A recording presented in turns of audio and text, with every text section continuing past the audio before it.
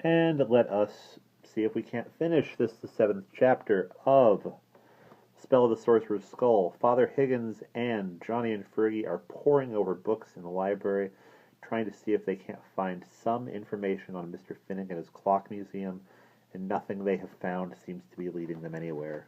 Soon it was late afternoon, the sun was setting, and its long, slanting rays colored a patch on the wall behind Johnny's head. He was really going stir-crazy. He wanted to find the professor, but, well, he didn't care if he never saw another book as long as he lived. "Father," he said, breaking the busy silence, "Father, can Fergie and me go out for a little bit? I can't see straight any more." Father Higgins smiled kindly. "Sure.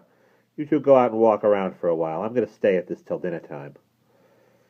Have you found anything?" asked Johnny falteringly.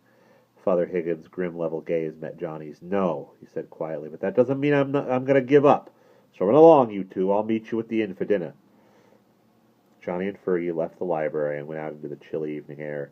The sun had just set, and the western sky was fringed with pale light. Down below, darkness was gathering. "You know what?" said Fergie bitterly. "I feel like I've been pushing a peanut up the road with my nose." "So do I," muttered Johnny. "I just don't see what Father thinks he's going to find. If old Finnick is a wizard, well, it wouldn't be in any guidebook, would it?" Fergie put a stick of gum in his mouth and chewed it thoughtfully. "Higgy's a smart cookie, though," he said after a brief pause. "We wouldn't be doing all this work if he didn't have some kind of a bright idea in the back of his head." Fergie scratched his nose. "John, baby, I hate to mention this, but I need a bathroom.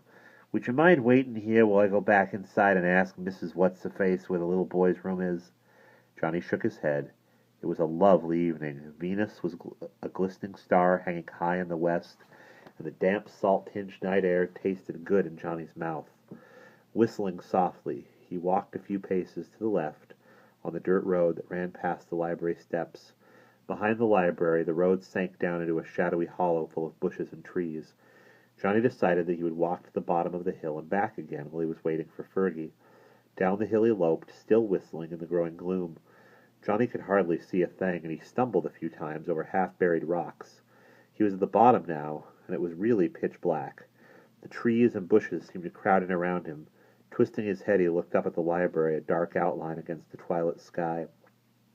Not much to see down here, was there? Nothing but dark and weeds. Time to be getting back up. Johnny paused. Now that his eyes had gotten used to the dark, he saw something that he hadn't noticed before.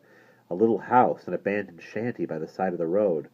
The poor place had certainly seen better days. Its windows were broken, and the roof was half caved in. A crooked tree leaned against the side of the house, trailing its snaky branches over the bent chimney. "Gee," thought Johnny vaguely, "I wonder who lived in—" And then two things happened, with lightning suddenness. First, Johnny felt a stinging cold spot against his thigh. It was as if a lump of ice had suddenly materialized in his pants pocket. Then a light appeared, a flickering orange glow that hovered over the dead leaves and matted grass outside the the deserted house. In one window, behind a broken pane, a grinning jack-o'-lantern was burning. It looks like that's the cover of the book, the illustration on the cover. But that is the end of Chapter 7.